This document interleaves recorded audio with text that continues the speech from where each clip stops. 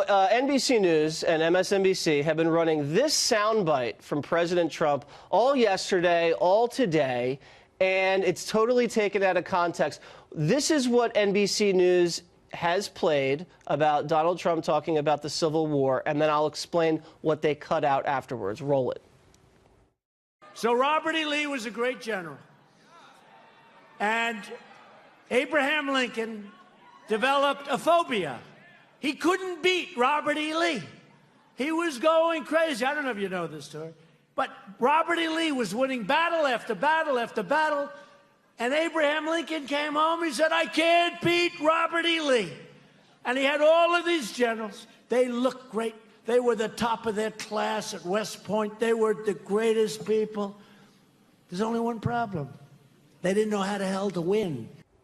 They didn't know how to win. And then the president goes on during the speech, and he says, Ulysses S. Grant, they finally found this guy, had a little bit of a drinking problem, wasn't good looking, didn't go to West Point or whatever, didn't look great.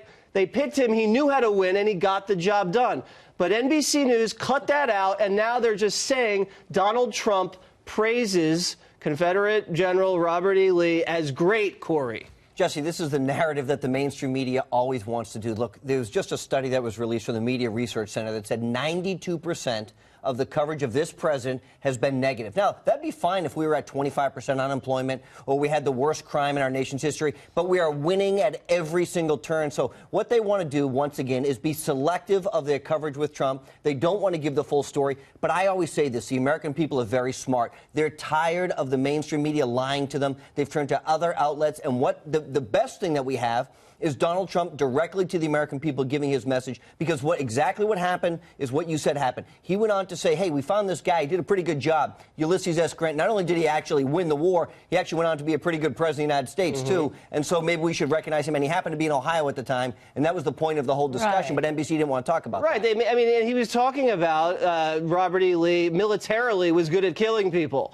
And he didn't dwell on that. He wasn't praising the guy for what he stood for. Did they have editors at NBC that can say, you've deceptively edited the president's soundbite and then have totally smeared him into making him look like he's doing something he didn't do? No, I'm so glad you are setting this straight because, as you know, my remote is spot welded to MSNBC.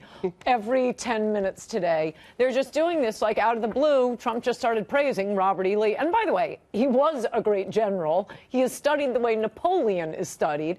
But the point was, as Corey said, he was in Ohio. It was leading to the point that Lee was this unbelievably great general, crushing the Union forces with about a quarter the size of the force. Half his soldiers were barefoot, and he's still beating the Union Army.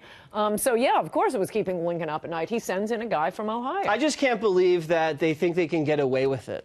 Well, luckily for you and this show, they can't. So Waters World is the ombudsman. That's where we are. All right, over at CNN, this is what they're talking about when everybody's running around banging on doors and screaming at people.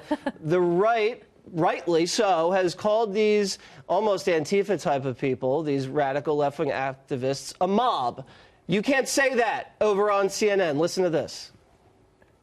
When you see people like Ted Cruz getting chased out of restaurants by a mob. Oh, you're not going to use the mob word here. Oh, it's totally a mob. It is without a doubt. I mean, there's no other word for it. It's a go watch it. Put up the video mob, of Ted. Stop.